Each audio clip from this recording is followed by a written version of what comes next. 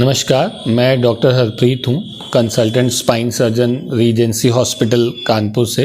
रीढ़ की हड्डी की जितनी भी बीमारियाँ हैं उनमें उनको डायग्नोस करने के लिए, नर्व्स को क्लियरली देखने के लिए आपने देखा होगा सारे डॉक्टर्स एमआरआई एडवाइस करते हैं। सो आज मैं एमआरआई से जुड़ी ही कुछ मिथ्स को बर्स्ट करना चाहूँगा या तथ्यों के बारे में जो गलत जानकारियाँ हैं उनको दूर करना चाहूँगा।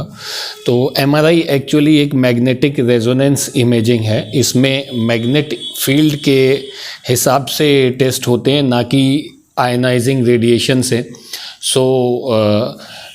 ये कितनी भी बार करा सकते हैं, ऐसा ज़रूरी नहीं है कि आपका एक बार, दो बार, तीन बार एमआरआई हो गया तो उससे कोई नुकसान होगा आपको। ऐसा शायद सीटी स्कैन में आयनाइजिंग रेडिएशन की वजह से नुकसान हो सकता है, बट एमआरआई में नुकसान नहीं होता है। दूसरा, एमआरआई प्रेगनेंसी में भी सेफ़ है। तीसरा जो सबसे इम्पॉर्टेंट पॉइंट है, बहुत सारे लोगों को ये कन्फ्यूज़न है कि अगर कोई मेटल इम्प्लांट है उनकी बॉडी में तो ये एमआरआई नहीं हो सकता है।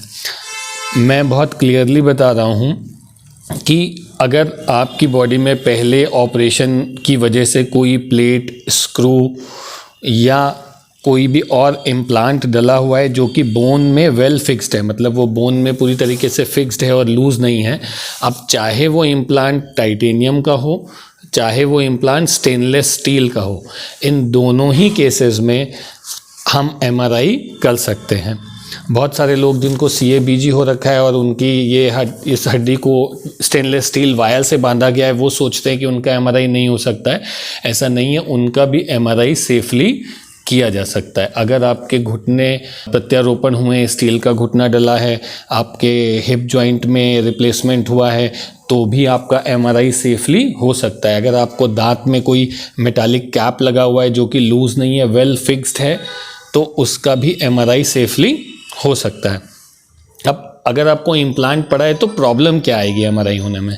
अगर आपको इम्प्लांट पड़ा है तो प्रॉब्लम ये आएगी कि जिस जगह पे इम्प्लांट पड़ा है, अगर हम वहाँ का एमआरआई करेंगे तो अगर वो स्टेनलेस स्टील इम्प्लांट है तो हमको उस जगह के बारे में साफ साफ जो जानकारी एमआरआई से हम चाहते हैं वो दिखाई नहीं देगी। स्टेनलेस स्टील की वजह से उसमें प्रॉब्लम्स आएंगी।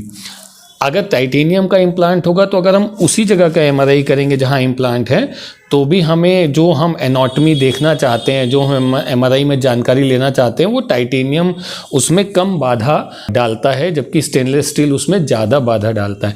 लेकिन अगर आपको आपकी फोरआर्म में प्लेट डली है या आपके फीमर में या थाई में आपको रॉड डली है और अगर आपका स्पाइन का एमआरआई होना है, तो उससे कोई फ़र्क नहीं पड़ता है कि वो रॉड स्टील की डली है या टाइटेनियम की डली है। अगर आपको किसी और हिस्से में प्लेट्स डली हैं तो अगर हमें स्पाइन का एमआरआई करना है तो उससे कोई फ़र्क नहीं पड़ता है कि आपको स्टेनलेस स्टील की प्लेट डली है या टाइटेनियम की प्लेट डली है। दूसरा, किस जगह पे एमआरआई नहीं हो सकता है? हाँ, कुछ ऐसे प्रॉब्लम्स हैं जहाँ पे एमआरआई नहीं हो सकता है, जैसे कि अगर आपको पेसमेकर डला हुआ है, पेसमेकर यहाँ पे डला है, तो पेसमेकर डला हो या कुछ कार्डियक डिवाइसेस ऐसी हैं जो कि करंट पैदा करती हैं और लूज़ होती हैं, उन दो केसेस में एमआरआई नहीं हो सकता है। कुछ cardiac pacemakers, MRI safe pacemaker आते हैं, बट उनमें भी एमआरआई करने के लिए आपको अपने कार्डियोलॉजिस्ट से मिलना पड़ेगा।